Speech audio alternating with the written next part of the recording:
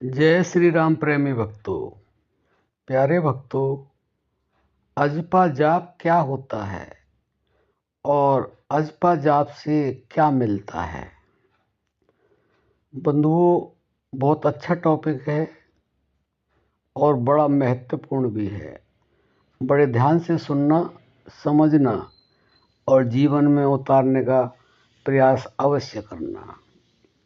बंधुओं, अजपा जाप पर संतों ने बहुत जोर दिया है और इसको बड़ा महत्वपूर्ण बताया है।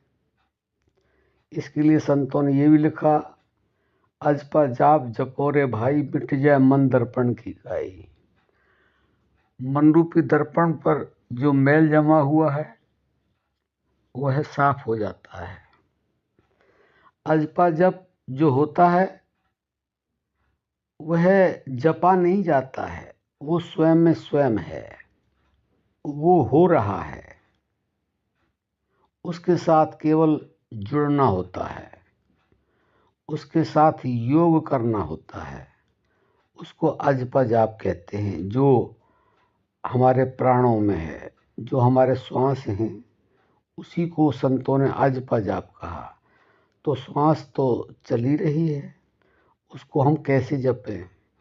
तो जो ज्ञानी गुरु हैं वो इसको समझाते हैं और बहुत अच्छी तरह समझाते हैं।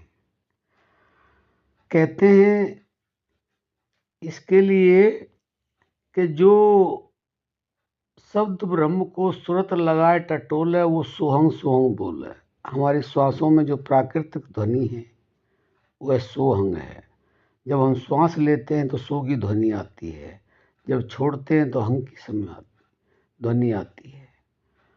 तो इसलिए उन्होंने कहा कि जो शब्द ब्रह्म को श्रुति से टटोलते हैं वो सोहंग सोहंग बोलते हैं और बोलना ही चाहिए।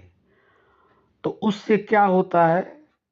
चढ़ पवन पे तीनों लोक में हंसा डोले, 6 चक्रों को बेधे, 10वें द्वार को खोले। इसी प्रक्रिया से हंस जो है, जो हमारी प्राण शक्ति है, उसको हंस कहा गया है। वह पवन के ऊपर चढ़ कर के तीनों लोगों में हंसा घूमता रहता है। तो वो क्या करता है? उसी को अजपा भी कहा गया है। आप ध्यान से सुन लें और समझ लें। वो ये करता है कि जो हमारे अंदर 6 चक्र हैं उनको भेद देता है, यानी कि उनको खोल देता है। और उसके बाद में जो हमारा आज्ञा चक्र है, जो 10वां दरवाजा है, जिसको तीसरा नेत्र भी कहते हैं, वह खुल जाता है, खोल देता है।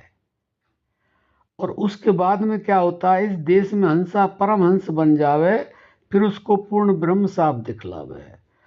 तो जब सारे चक्रों का भेदन करके और 10वें द्वार में पहुंच जाता है तो फिर उसको हंस को परमहंस बनने में देर नहीं लगती है और फिर उसको पूर्ण ब्रह्म की प्राप्ति हो जाती है। सब कुछ उसे दिखने लग जाता है। तो बंधुओं, ये आप समझ गए होंगे कि अजपा जाप क्या होता है और इससे क्या मिलता है। सारे चक्र इससे खुल जाते हैं, 10वां द्वार इससे खुलता है। सहसा चक्र पर पहुंचने का रास्ता भी यही है, लेकिन हमें उससे निरंतर जुड़ना होगा और निरंतर के साथ साथ हमें एकाग्रता भी मन की उसके साथ जोड़नी होगी।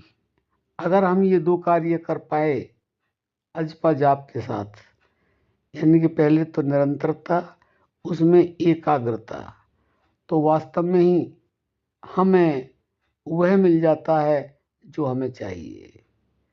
और उससे हमें ऐसा भी कुछ मिलता है जो वाणी बता नहीं सकती है, जो हमारी कल्पना से परे है। इसलिए संतों ने अजपा जाप को सर्वोत्तम बताया। तो आशा करते हैं कि अगर आप अजपा जाप करते हैं तो उसको बढ़ाइए, उसमें निरंतरता लाइए, और निरंतरता आ गई है तो उसमें एकाग्रता लाइए, और फिर देखिए आपको क्या क्या अनुभव होते हैं, आपको क्या क्या मिलता है, आपको वह सब कुछ प्राप्त होगा जो आपको चाहिए। क्योंकि पहले जप है, फिर अजपा है, और उसके बाद में फिर अजपा ही आपको अनहद के पास भेज देता है, और फिर आपको शब्द की प्राप्ति होती है, और शब्द के बाद में आपको सार शब्द की प्राप्ति अपने आप हो जाती है।